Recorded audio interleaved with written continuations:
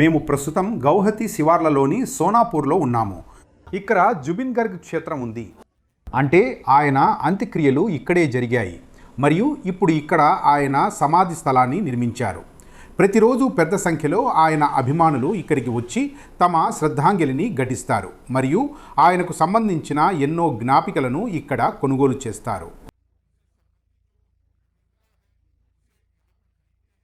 కానీ అస్సాంలో జరుగుతున్న ఎన్నికల ప్రచారం కొనసాగుతోంది. అది 7వ తేదీన ముగుస్తుంది. కానీ జుబిన్ గర్గ్కు న్యాయం అనేది ఒక పెద్ద సమస్యగా మారుతోంది. ఎందుకంటే కాంగ్రెస్ పార్టీ అధికారంలోకి వస్తే 100 రోజుల్లోగా జుబిన్ గర్గ్ మృతికి కారణమైన నిందితులకు ఎవరిపైతే ఛార్జ్షీట్ దాఖలైందో వారికి శిక్ష పడేలా చూస్తామని తమ 5 హామీల్లో ఒకటిగా పిగా పేర్కొంది.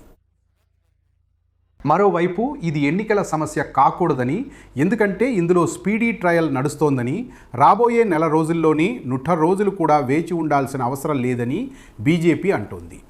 వచ్చే నెల రోజుల్లోగా దోషులు ఎవరో కోర్టు తీర్పు వచ్చేస్తుంది మరియు ఈ కోర్టు విషయంలో కాంగ్రెస్ పార్టీ ఎలాంటి వాగ్దానం చేయకుండా ఉండాల్సింది.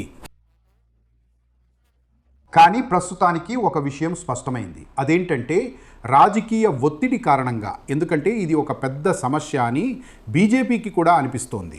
ఆయనను అభిమానించే వారి సంఖ్య లక్షల్లో ఉంది. అందుకే ఈ కేసును ఫాస్ట్ ట్రాక్ చేస్తున్నారు. ఇది పెద్ద సమస్య కాకూడదనే ప్రయత్నంలో స్పీడీ ట్రయల్ జరిపిస్తున్నారు. కనీసం ఈ ప్రచారం సమయంలోనైనా స్పీడీ ట్రయల్ మొదలైంది. ఓటింగ్ 9వ తేదీన జరుగుతుంది. అప్పటి వరకు తీర్పు వచ్చే అవకాశం లేదు. కానీ అవును, రాబోయే రోజుల్లో జుబిన్ గర్గ్ దోషులకు శిక్ష వేయించాలనే ఈ సమస్యపై కనీసం రాబోయే 30 నుండి 45 రోజుల్లో ఖచ్చితంగా కోర్టు తీర్పు వస్తుంది.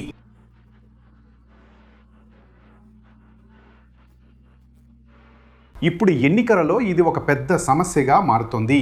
ఇది బీర్బీ సమస్య. కానీ విని అయితే ఉంటారు. సంవత్సరంలో జరిగేది అందులో జరిగి తీరుతుంది. జుబిన్ గర్గ్ మరణం ఏంటని మీకు అనిపిస్తుంది? యాక్చువల్లీ ఇది ఇప్పుడు చెప్పలేను. మీరందరూ ఏమనుకుంటున్నారు?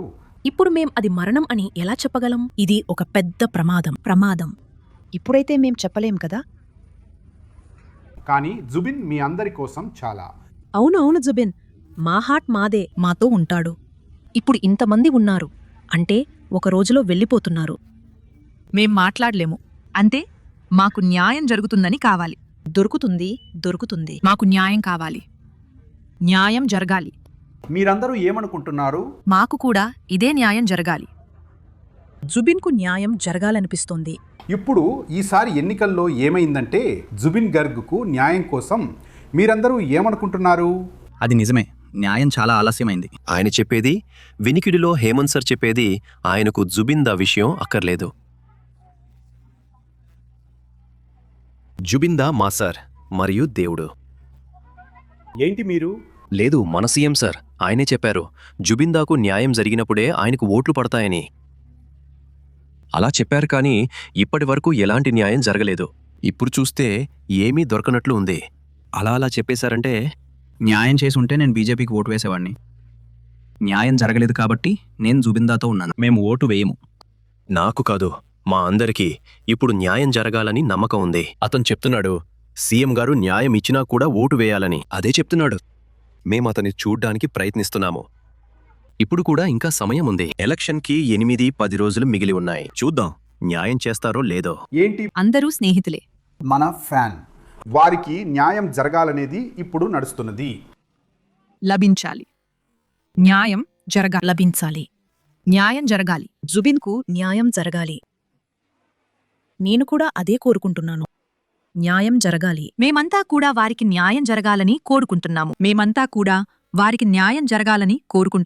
మేమందరం వారికి న్యాయం జరగాలని కోరుకుంటున్నాము. లభించాలి. మీరు మాట్లాడండి. ఆయన ప్రజల కోసం ఇంత పని చేశారు కాబట్టి న్యాయం జరగాలి. ఆయన పేదలకు చాలా దానం చేశారు. పేదవాళ్లను బాగా చూసుకుంటారు. అనారోగ్యంతో వచ్చిన వాళ్లని అలా పంపించేరు. ఏదో ఒకటి ఇస్తూనే ఉంటారు. అందుకే వీరికి న్యాయం జరగాలి.